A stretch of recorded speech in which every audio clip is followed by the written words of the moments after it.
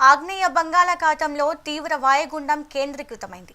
గడిచిన 6 గంటల్లో గంటకు 6 కిలోమీటర్ల వేగంతో వాయుగుండం కదులుతోంది.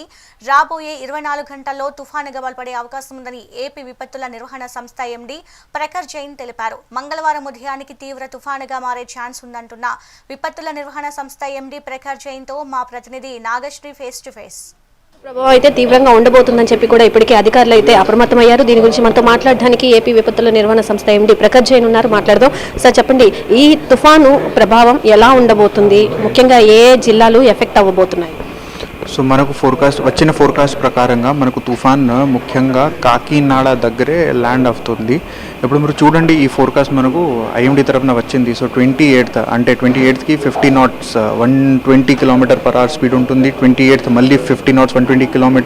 28th రాత్రి అప్పుడు కాకినాడ దగ్గరే ల్యాండ్ అయిపోతుంది with speed of around 100 km/h. So దానివల్ల ఈ అన్నిటి సెంట్రల్ కోస్టల్ అంటే బాపట్ల నుంచి అనకపల్లి దాకా మేజర్గా అక్కడ ఎఫెక్ట్ ఉంటుంది. హెవీ రెయిన్ఫాల్స్ ఉంటాయి, హెవీ విండ్స్ ఉంటాయి. 100 km/h స్పీడ్తో కాకుండా మిగతా అన్ని జిల్లాల్లో కూడా రెయిన్ఫాల్ ఉంటుంది.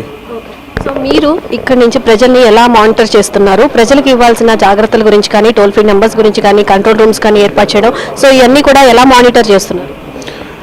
ఇప్పుడు మన దగ్గర ఇక్కడ ఎంత వర్షం జరుగుతుంది తెలుసు, విండ్ స్పీడ్ మొత్తం తెలుసు. మనకు టోల్ ఫ్రీ నంబర్స్ కూడా ఉన్నాయి.